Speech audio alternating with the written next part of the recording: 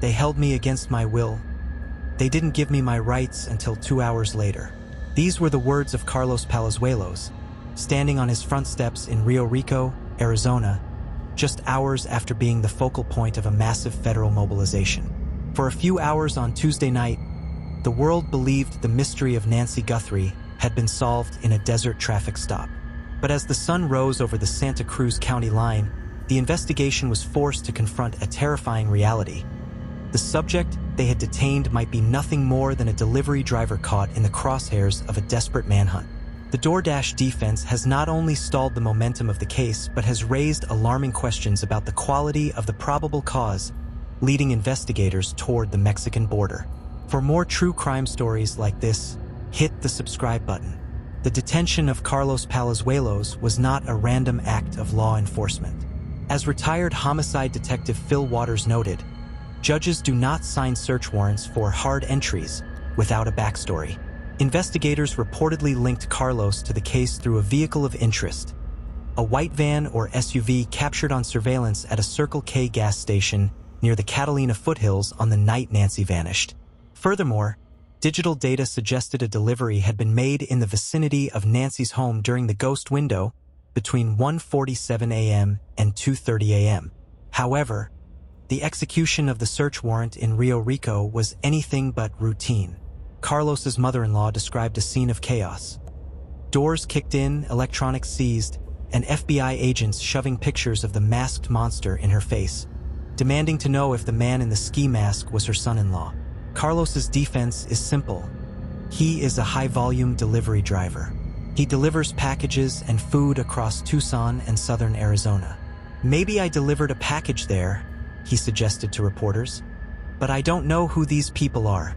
The release of Carlos without charges after only 4 hours of questioning suggests a catastrophic failure in the subject identification phase. If law enforcement was relying on a vehicle match, the release indicates that Carlos's GPS data or alibi likely cleared him of being the man on the porch. But for the Guthrie family, this wrong turn is more than a legal hiccup. It is a loss of precious time.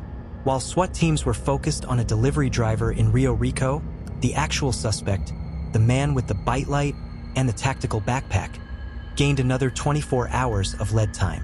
With the Rio Rico lead cooling, the FBI has returned to the four corners of the investigation. The neighborhood of Annie Guthrie.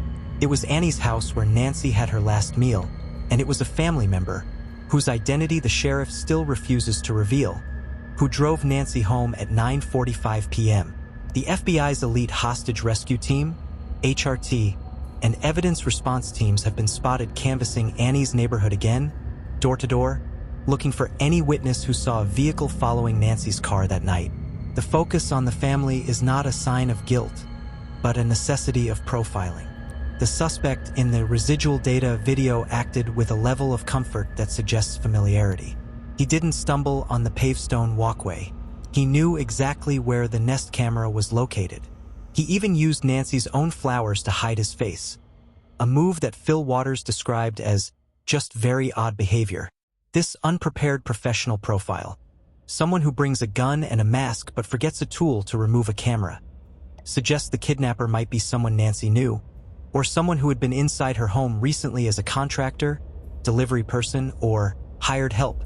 As the physical search stumbles, the digital search has become a circus. The deposit of $300 into the Bitcoin wallet linked to the ransom notes has been dismissed by experts as noise. Law enforcement believes criminal entrepreneurs are trying to piggyback on Savannah Guthrie's fame to extort money, independent of the actual kidnapping. This creates a split investigation. The FBI's cyber division is chasing a digital hoax, while the major crimes unit is chasing a masked man who has yet to make a single demand. For Savannah Guthrie, this is the ultimate nightmare, navigating a sea of fake leads while her 84-year-old mother remains missing in the desert. For more true crime stories like this, hit the subscribe button. If you look closely at the eyes of the man in the ski mask, you don't see a panic thief. You see a man who is pacing himself. You see a man who is bulked up with layers of clothing, potentially to hide his true physical profile or to prepare for a long night in the cold Arizona desert. As the search for Nancy Guthrie enters its 12th day, Forensic behavioral analysts are dissecting every micro-movement of the masked monster caught on the porch. They aren't looking for a name anymore. They are looking for a signature. And that signature points to a suspect who is both terrifyingly calm and strangely amateurish. Retired Detective Phil Waters pointed out a detail that many missed. The suspect appears to be wearing layered clothing. His jacket looks soft, as if it's pulled over a secondary layer, and his gloves appear to be a double-layer setup, potentially a pair of latex or plastic gloves over a warmer pair to prevent leaving any touch DNA. This level of forensic awareness contradicts his other actions, such as sticking his face directly into the camera lens before deciding to cover it with a plant. The eye holes of the ski mask are large, revealing a suspect with prominent eyebrows and what appears to be a light-skinned Latino or Caucasian complexion. Most significantly, the mask is revealing around the mouth, showing dark facial hair, a mustache and a soul patch or goatee. This has led internet sleuths to create side-by-side comparisons with every male associated with the Guthrie family. The FBI is reportedly using advanced facial recognition software to map the orbital bone structure visible in the video, comparing it to DMV records and criminal databases across the Southwest. The manner in which the suspect carries his sidearm has also become a point of contention. The holster is a universal foam style, and the position on his body is reminiscent of tactical styles seen in border region criminal elements. However, the use of a bite light, a flashlight held in the teeth, is a specific hands-free tactic often used by people who need to carry a heavy load, like a person, or work with tools in total darkness. This leads to the backpack mystery. The suspect arrives with a backpack that already looks full or soft. Investigators are asking, what was in that bag? Was it medical supplies for Nancy? Was it a change of clothes? Or was it the implement of disconnection used to silence her pacemaker? The fact that the backpack didn't look like it contained heavy tools reinforces the theory that the suspect didn't break in. He either had a key, a code, or Nancy opened the door to him. We must go back to the most devastating piece of evidence: the blood drops found outside the door. DNA testing has confirmed this blood belongs to Nancy Guthrie.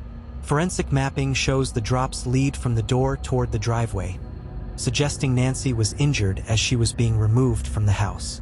This contradicts the professional kidnapping theory. A pro wouldn't let their high-value target bleed out on the driveway. It suggests a struggle, or perhaps a medical emergency triggered by the trauma of the masked monster entering her sanctuary. As of today, February 11th, the FBI has officially expanded the search radius. Billboards featuring Nancy's face and the masked suspect's image are now live in El Paso, Las Vegas, and San Diego. The $50,000 reward is a carrot designed to turn the kidnapper's associates against him. The FBI knows that a man like this, someone who wears a bite light and layers his clothes, doesn't act alone. He has a driver, a lookout, or a handler. Savannah Guthrie's recent silence on social media is perhaps the most alarming detail of all. After her hour of desperation plea, she has gone dark. Sources say she is working directly with federal negotiators, holding out hope that the Rio Rico detention, even if it was the wrong man, provided a digital breadcrumb that will lead back to her mother. The face of the monster is out there, and as Phil Waters said, something is going to break tonight. The only question is whether it will be the case, or the family's remaining hope. And as always, you've been watching True Crime Story Vault, where every story is told with facts, empathy, and respect for those who can no longer speak for themselves. For more true crime stories like this, hit the subscribe button, like, and comment your thoughts below. Until next time, remember, the truth is never buried.